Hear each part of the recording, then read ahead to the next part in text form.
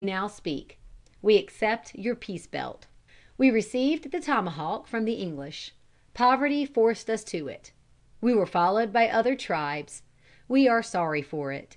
Today we collect the scattered bones of our friends and bury them in one grave. We thus plant the tree of peace that God may spread its branches so that we can all be secured from bad weather. Here is the pipe that gives us joy. Smoke out of it. Our warriors are glad you are the man we present it to. We have buried the tomahawk, have formed friendship never to be broken, and now we smoke out of your pipe. My father, we know that the Great Spirit was angry with us for stealing your horses and attacking your people.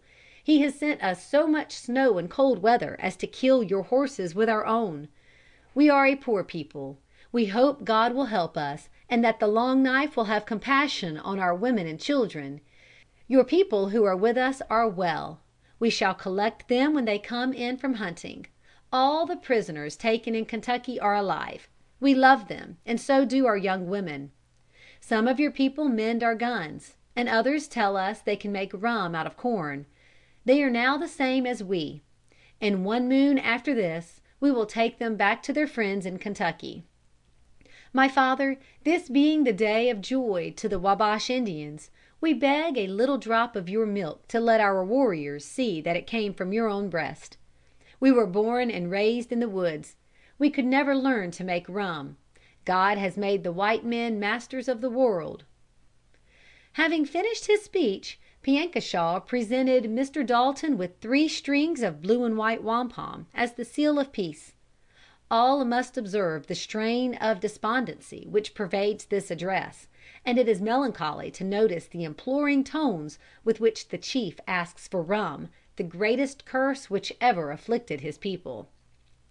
The incessant petty warfare waged between vagrant bands of the whites and the Indians, with the outrages perpetrated on either side, created great exasperation. In the year 1784 there were many indications that the Indians were again about to combine in an attack upon the settlements. These stations were widely scattered, greatly exposed, and there were many of them. It was impossible for the pioneers to rally in sufficient strength to protect every position. The savages, emerging unexpectedly from the wilderness, could select their own point of attack, and could thus cause a vast amount of loss and misery. For a long time it had been unsafe for any individual, or even small parties, unless very thoroughly armed, to wander beyond the protection of the forts. Under these circumstances, a convention was held of the leading men of Kentucky at the Danville station, to decide what measures to adopt in view of the threatened invasion. It was quite certain that the movement of the savages would be so sudden and impetuous that the settlers would be compelled to rely mainly upon their own resources. The great state of Virginia, of which Kentucky was but a frontier portion, had become rich and powerful. But many weary leagues intervened, leading through forests and over craggy mountains, between the plains of these distant counties and Richmond, the capital of Virginia. The convention at Danville discussed the question whether it were not safer for them to anticipate the Indians, and immediately to send an army for the destruction of their towns and crops north of the Ohio. But here they were embarrassed by the consideration that they had no legal power to make this movement, and that the whole question, momentous as it was, and demanding immediate action, must be referred to the state government, far away beyond the mountains. This involved long delay, and it could hardly be expected that the members of the General Court, in their peaceful homes, would fully sympathize with the unprotected settlers in their exposure to the tomahawk and the scalping knife. Several conventions were held, and the question was earnestly discussed whether the interests of Kentucky did not require her separation from the government of Virginia, and her organization as a self-governing state. The men who had boldly ventured to seek new homes so far beyond the limits of civilization were generally men of great force of character and of political foresight. They had just emerged from the War of the Revolution, during which all the most important questions of civil polity had been thoroughly canvassed. Their meetings were conducted with great dignity and calm deliberation. On the 23rd of May, 1785, The convention at Danville passed the resolve with great unanimity that Kentucky ought to be separated from Virginia, and received into the American Union upon the same basis as the other states. Still, that they might not act upon a question of so much importance without due deliberation, they referred the subject to another convention to be assembled at Danville in August. This convention reiterated the resolution of its predecessor, issued a proclamation urging the people everywhere to organize for defense against the Indians, and appointed a delegation of 2 members to proceed to Richmond and present their request for a separation to the authorities there. The legislature of Virginia was composed of men too wise not to see that separation was inevitable. Separated from the parent state by distance and by difficulties of communication, in those days most formidable, they saw that Kentuckians would not long submit to be ruled by those whose power was so far removed as to surround every approach to it with the greatest embarrassment.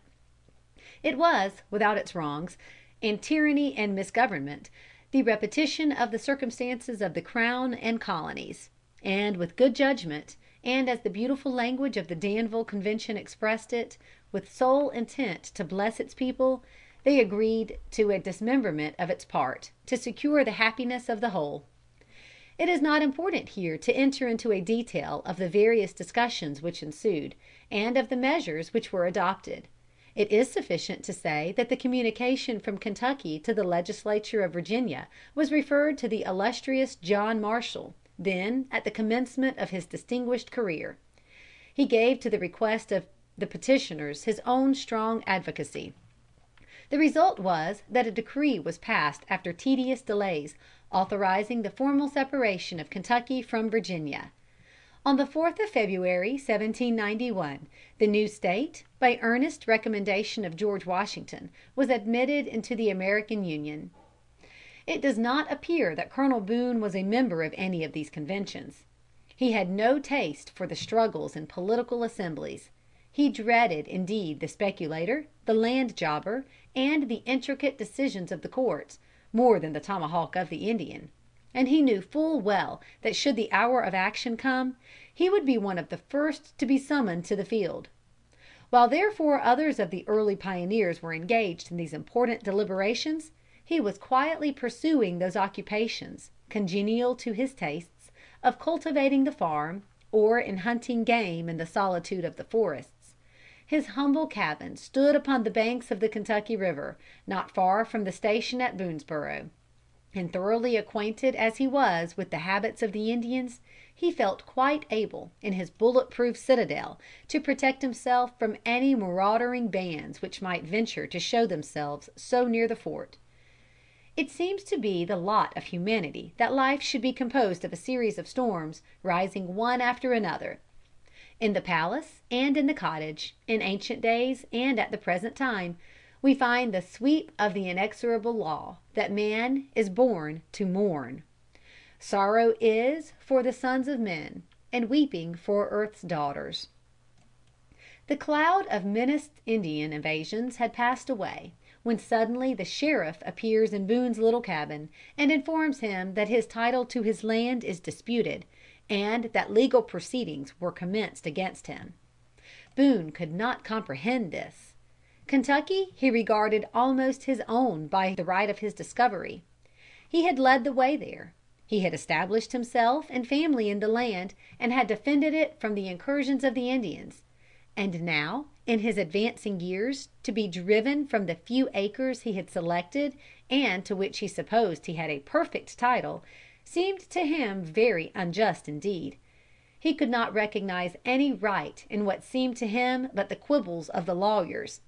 In his autobiography he wrote in reference to his many painful adventures: "My footsteps have often been marked with blood.